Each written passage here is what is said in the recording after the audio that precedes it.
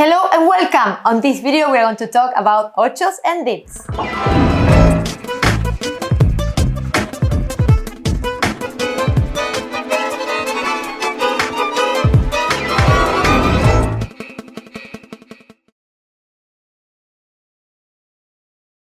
Alright, now welcome back, and before we start with the video with all the tips and the technique, we would like to remind you, if you are new to the channel, please subscribe and activate the bell for notifications. And if you have a comment or something that you want us to explain, please leave it a comment below so you help us grow the channel. Also, if you feel you are learning something, remember to like it.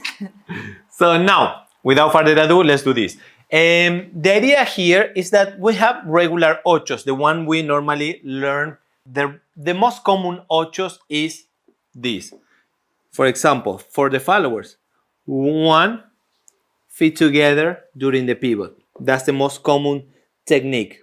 1, 2. There are cases that you can create a little nicer, in our opinion, a little nicer ochos. That is by lowering a little extra and keeping the knee behind the other knee and then completing. It can be on both sides or only one side. Let's focus on only one side.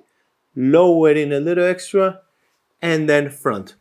That for us creates a nicer shape for the follower and also for the leader. Now we are going to see how it becomes a dip. Yes, so we are going to start up doing ochos, side step, regular ochos. From here we are going to rotate her gently, side step, rotating. If you notice, we are doing regular ochos, regular technique, in line. I'm not rotating extra. Now, for the leader, in order to become a dip, this one, we're going to over rotate and we are going to send her a little bit diagonal.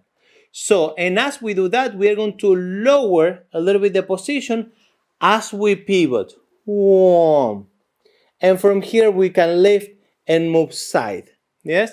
If we do this one more time, regular ocho, we over rotate, and we have the dip on the back.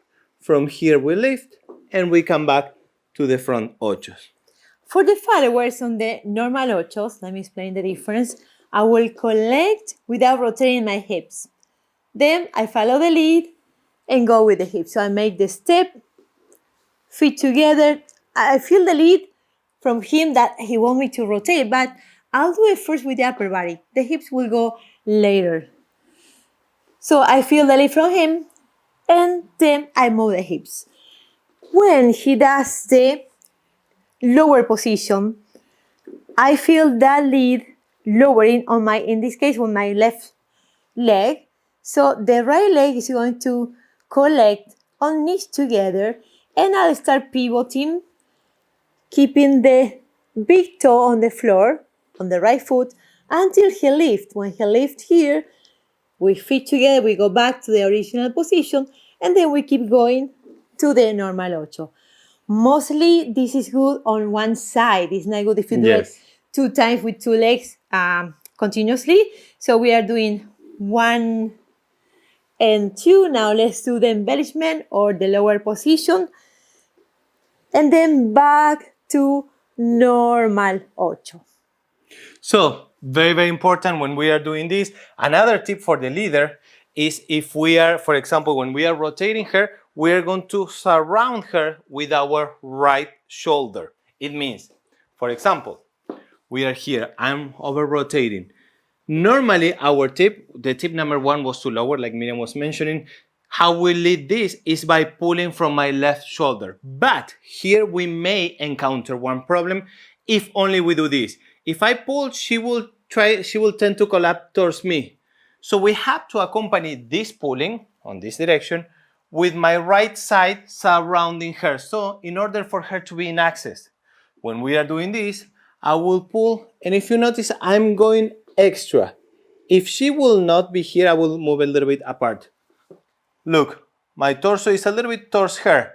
Normally a normal position is here, but in this case we go a little extra for the dip, and then we lift to go out of this. Also going to the same place as a tip for the followers. he's pulling. Remember to pull back.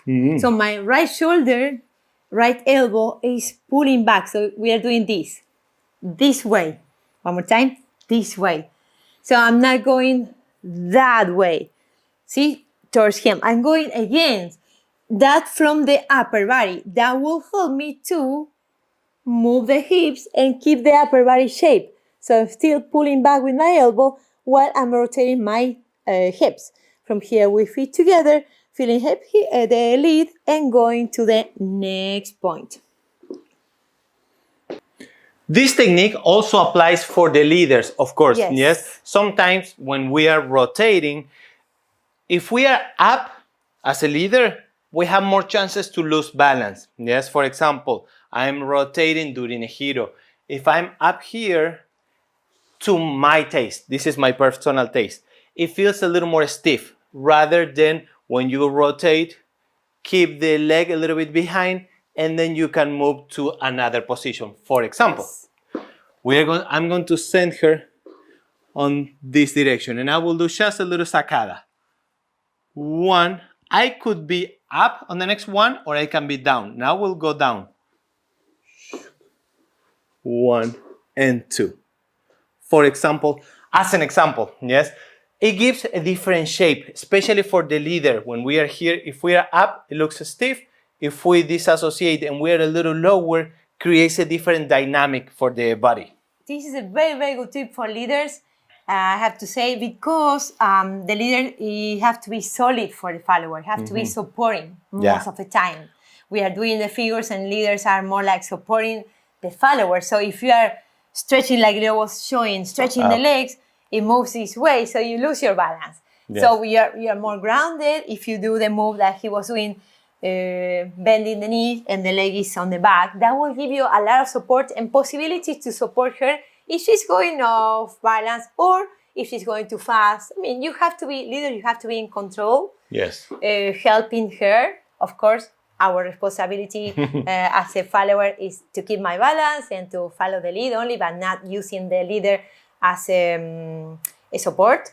But leaders are in charge of changing the dynamic, changing the speed, going from one side to the other. So that's a good tip. Yes, and one word that she used is being grounded. Grounded is one of my favorite words, because that's what we really need to be as a leader. We have to be grounded, closer to the floor, connected to the floor with a nice posture, but very supportive for her, rather than being disconnected from the floor, which is a little different. Not wrong at all, not wrong, but for our taste, we feel that it's more comfortable to dance a little more grounded. Let's show them one more time the figure with your little embellishment, and that's good for balance too. We'll do this one. I will just create a little voleo to go 1, shum, 1, pum. I will do it again. Tak, tak. 1, shum, tu, tu, pum, pum, pum, pum. 1. Okay, guys, that's it for today. We hope you like it very much. And we hope you can apply all the tips when you dance. If you enjoyed this video, make sure to subscribe, leave the like button, activate the bell for notification. You really help us, as I was mentioning before. And also we have our online school, online tango training on our website, which is miriamleonardotango.com. If you want to dive deeper in one topic that you like, we cover a lot from milonga, tango, vals, tango nuevo. Yes. Technique for solo training. Solo training, that's very important now. yeah, right now. And we hope to see you on the next one. Goodbye.